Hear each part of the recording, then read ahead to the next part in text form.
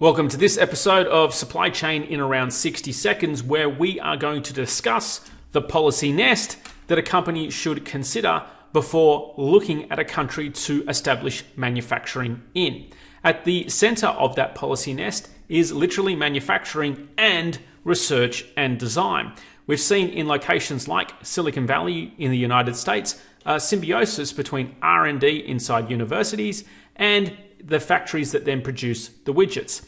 This is because where businesses can help fund R&D in universities, that's where new discoveries can be made and they can be monetized in the factories in the production of new widgets, either building a better mousetrap or possibly inventing new products to then move into the market and provide products to people they didn't even know they needed. Around that is the important tax implications. So sometimes these business parks or campuses can be established inside free trade zones or exclusive economic zones. You just name the label.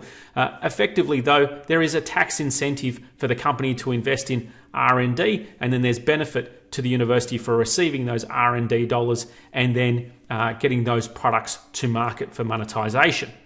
That can be done either in a special built FTZ location or simply by applying those FTZ or special tax statuses to the existing location where, say, the university is today or where the factory is today and where it's proximated as well, to avoid having to, say, build the expensive new business park.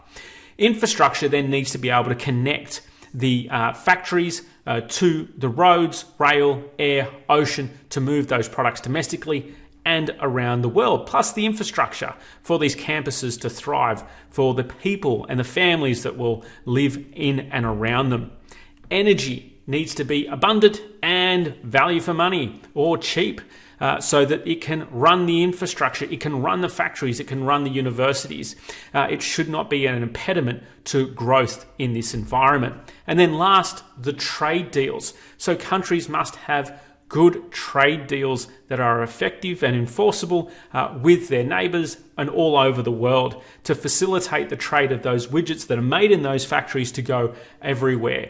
That ensures that there are markets for these widgets, which then allow growth of these factories and then more money into the universities for R&D. So this nest of policies cover both the visible, things you can see like the factories, the infrastructure, you can see the terminals, inland terminals, ports, you can see the trucks on the road, energy, you can see the substations and so forth, and then the invisible.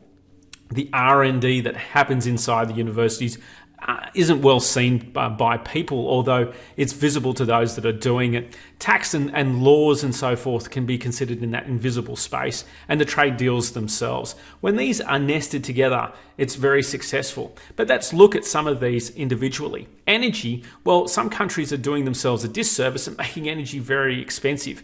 Those countries, though, that are making energy abundant and value for money for companies, well, they are attracting a lot of investment. And let's look at the Middle East.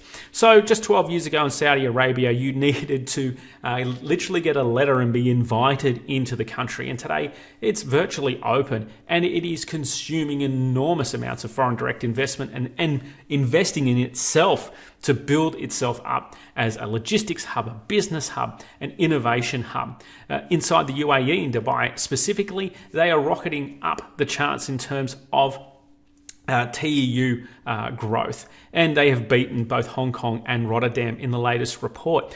So they have shown that through redesign and focus on building that nest of both the visible and the invisible parts of trade and bringing that together, that there is opportunity for growth. So when you are a business and you are considering where to put your manufacturing location, consider that policy nest and how to make it work in your favor.